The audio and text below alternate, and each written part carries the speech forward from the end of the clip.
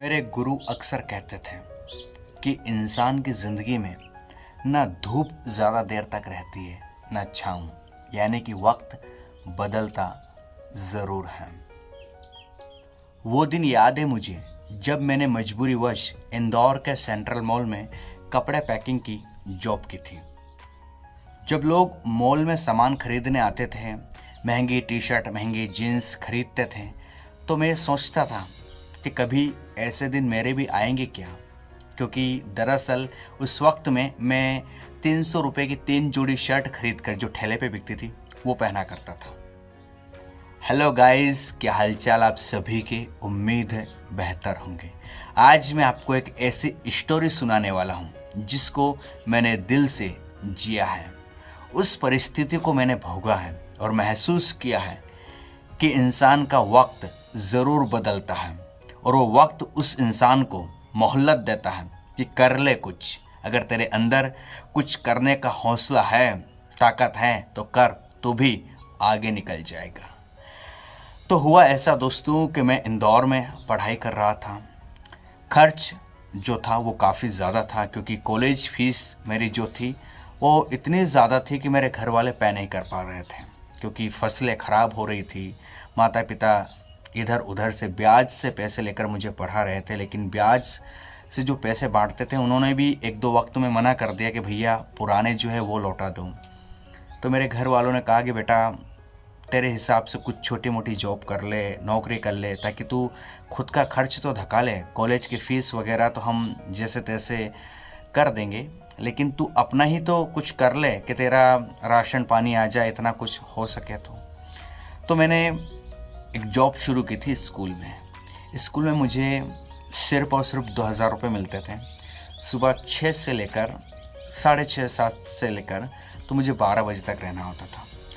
लेकिन दरअसल वो 2000 रुपये सफिशेंट नहीं थे, क्योंकि कमरा के किराए तकरीबन उस समय 1700 या 1800 रुपये था मेरा, और 2015-16 की बात है शायद। तो मुझे पैसों की ज़रूरत थी। कम से कम मुझे 5000 रुपये मंथली चाहिए होता था उस वक्त। कॉलेज की फ़ीस अलग, वो कॉलेज का तो हम खर्चा ही नहीं जोड़ रहे हैं, लेकिन मुझे अपने लिए ही चाहिए होता था कि तेल साबुन सोडा खाने पीने की चीज़ें। मेरे दोस्त भी इंदौर गए हुए थे उस वक्त मेरे गांव से। मैं और मेरा एक दोस्त सबसे पहले इंदौर गए थे। उसके बाद धीरे धीरे बच्चे जाने लगे पढ़ने के लिए, कुछ जॉब करने के लिए। तो मेरे दो दोस्त भी इंदौर गए हुए थे। वो शुरुआत में तो इधर उधर जॉब करते रहे, लेकिन बाद में उन्हें मॉल जो होता ना, शॉपिंग मॉल, उसमें जॉब मिल गई। अब मैं उन्हें देखता था तो वो ब्रांडेड कपड़े पहनते थे। ब्रांडेड कपड़े का मतलब ये है कि ऑफ़र आता था और उनको ऑफ़र में वो कपड़े ख़रीद लेते थे, और वो उनके कार्ड बने हुए थे क्योंकि वो वहीं पे जॉब करते थे, तो उन्हें थोड़ा और सस्ता मिल जाता था। उस वक्त मैं जो ठेले पर शर्ट बिकती थी इंदौर में, कहीं अभी भी बिकती है शायद, 300 रुपये में 3 शर्ट, वो लेता था, उन्हें पहनता था। जीन्स बिकते थे 150-200 रुपये के, उन्हें लेकर पहनता था। फिटिंग नहीं आते थे, वो शर्ट लेता था, वो कहीं ऐसी ऊँची है, कहीं उसकी कॉलर गंदी है, कुछ भी मतलब ठीक ठाक कपड़े नहीं होते थे। या कभी कभी मैं जूने पुराने कपड़े लेता था और सोचा करता था कि यार ये मेरे फ्रेंड के एजुकेशन भी कुछ नहीं है, इनसे ज़्यादा मैं पढ़ा लिखा हूँ, पढ़ रहा हूँ, कॉलेज पढ़ रहा हूँ, लेकिन ये अच्छा कमाते हैं और मैं तो 2000 रुपट्टी में जो है स्कूल में पढ़ा रहा हूँ। 2000 रुपये में क्या होगा, यहाँ पैसे कमाना है तो जो है अच्छी जगह जॉब देखना पड़ेगी। तो मैंने अपने फ्रेंड्स से बोला कि यार मुझे जॉब अगर कहीं मिले तो बताना, जहाँ 4-5 हज़ार रुपये मुझे मिल सके, तो थोड़ा मेरा खर्चा पानी निकल जाएगा। माँ बाप थोड़ा सा परेशान चल रहे हैं इन दिनों।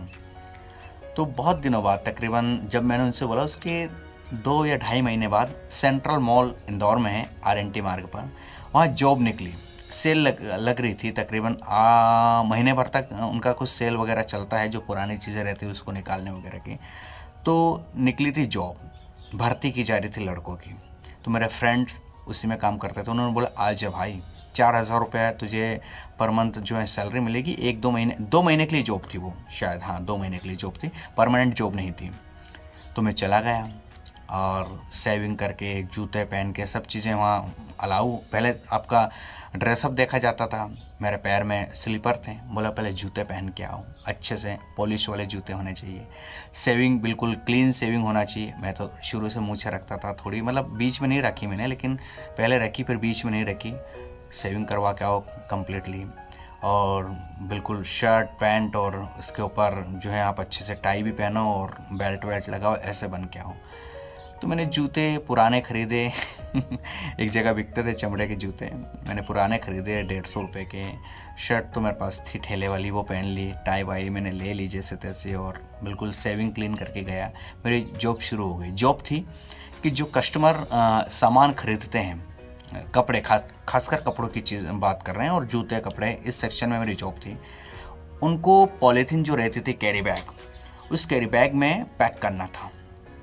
यानी कि भीड़ रहती थी बहुत ज़्यादा, तो जो कैशियर रहता था वो सिर्फ कैशियर वाला ही काम करता था, उसको एक लड़के की नीड रहती थी, इसलिए हमें हायर किया गया था। तो वो मैं पैक करता था। तो जब लोगों को देखता था तो 1500 रुपये की जीन्स, 2200 रुपये की जीन्स, 1800 की टी शर्ट, है ना, 500 के जो है आपके जो होते हैं मोजे, ऐसे बहुत महंगी महंगी चीज़ें देखता था।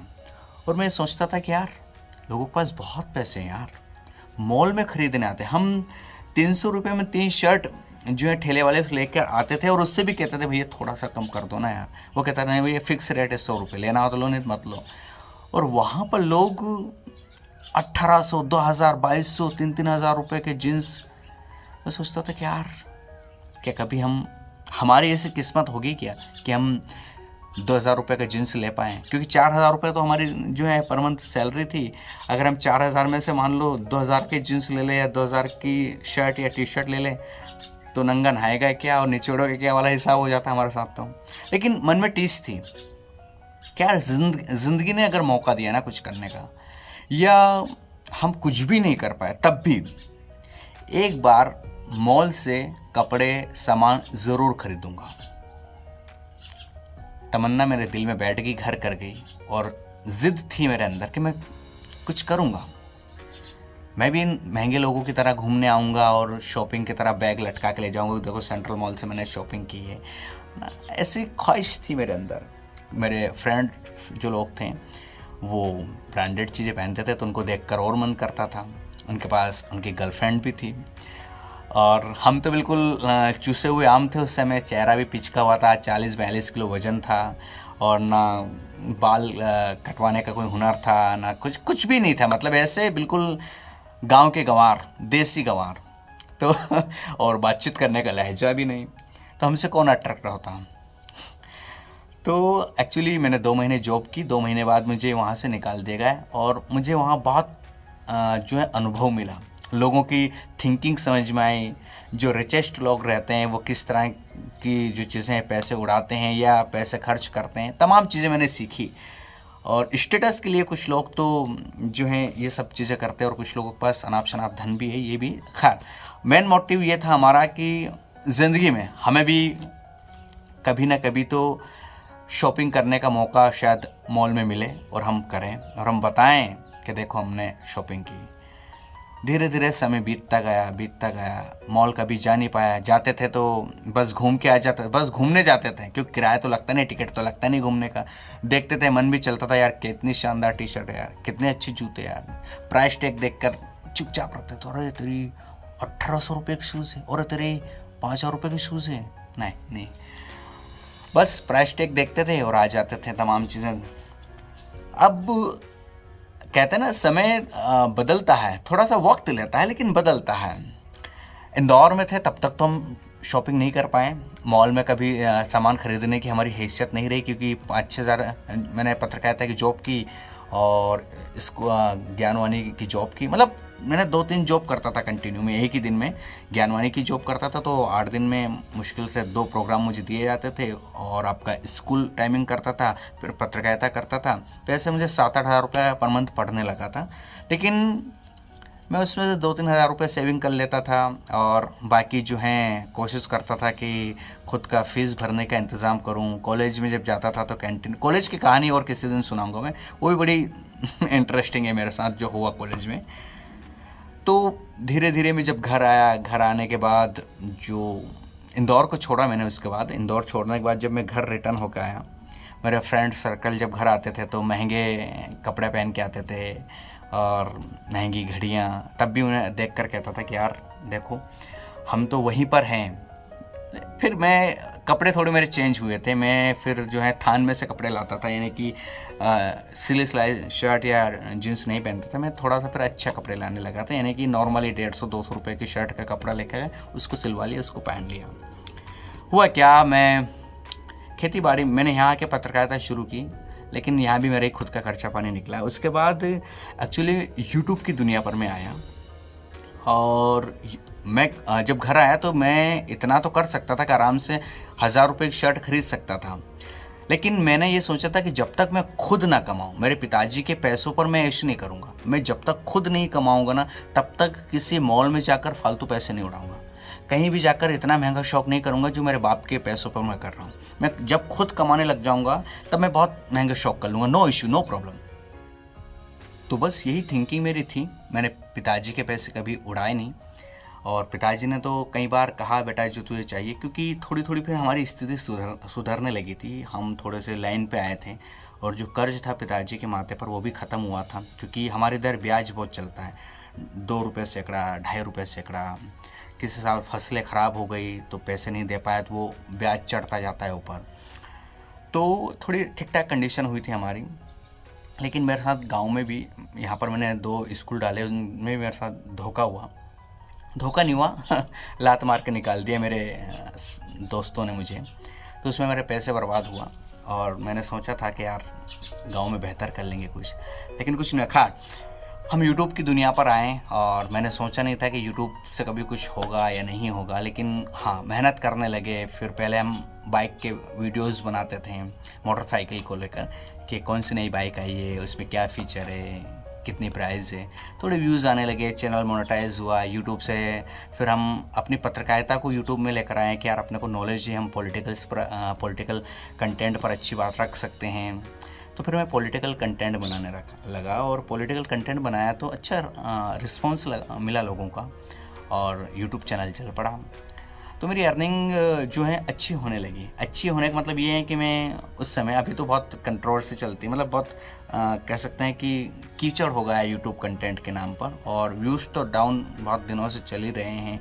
और लेकिन उस समय बहुत अच्छे व्यूज़ आते थे, यानी कि 40, 50, 60, 80, 90, 100, मतलब 100 के और 2 लाख, 2.5 लाख, 3 लाख। तो पेमेंट अच्छी आने लगी मुझे, मतलब किसी महीने 50,000, 60,000, 70,000 रुपये महीना भी कभी कभी मुझे पड़ा है। तो एक्चुअली उसके बाद लाइफ चेंज होना शुरू हुई और फिर भाई को पंख लग गए कह सकते हैं। फिर जो शौक़ थे, शौक़ बड़े नहीं रखे मैंने ज़िंदगी में, जितनी मेरी गोदड़ी उससे हल्के इतने से ही पैर मैंने बाहर निकाले, कभी इतने कभी नहीं निकाले। और मुझे पता था कि मेरे पैर थोड़े से बाहर जा रहे हैं, मैं उसको एडजस्ट कर लेता था, या तो मैं फिर पैर को खिसका लेता था या गोदड़ी को सर की तरफ से पैर की तरफ कर देता था। खैर, तो दरअसल फिर मैंने जो है विगत 2 साल से कंटिन्यू मैं इंदौर जाता हूँ और जाता हूँ तो फिर शॉपिंग करने उसी मॉल में जाता हूँ जिस पर मेरे फ्रेंड अभी भी काम करते हैं, मेरे फ्रेंड सर्कल के लोग वही, और अच्छी शॉपिंग करते हैं वही। जब कोई भी चीज़ पसंद आ गई उस पर हाथ रख दिया, बस वो कितने की, मैंने उसका प्राइस टैग फिर उलट के नहीं देखा मैंने कि यार ये कितने प्राइस का है, पसंद आ रही ना ले लो।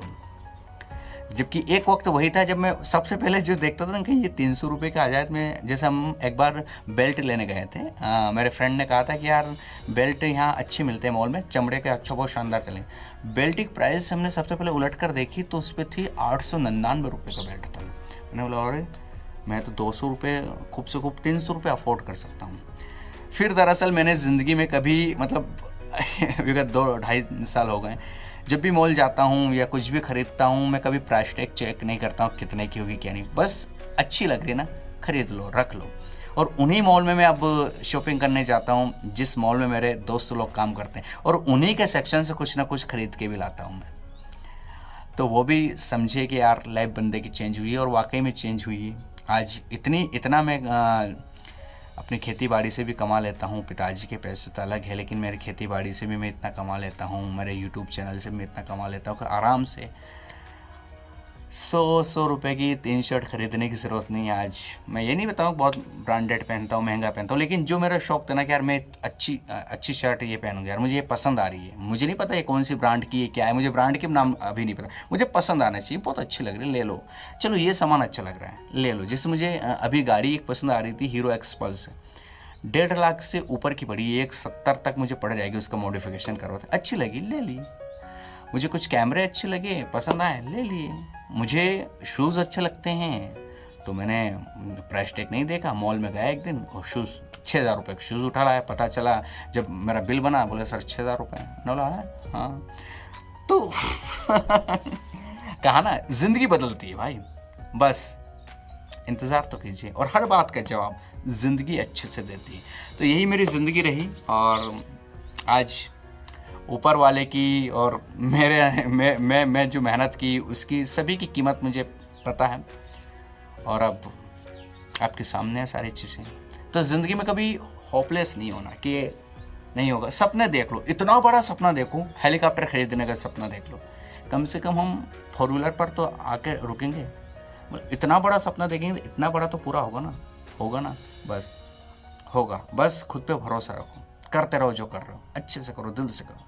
आज भी मेहनत करते हैं दिल से, उसका परिणाम भी मिलता है, आप लोग सपोर्ट करते हो। ये था वीडियो, कैसा लगा, स्टोरी कैसी लगी ज़रूर बताना। अगर ठीक ठाक लगे तो चैनल को सब्सक्राइब कीजिए, लाइक कीजिए, शेयर कीजिए। फिर मिलेंगे से नए वीडियो, तब तक के लिए गुड बाय।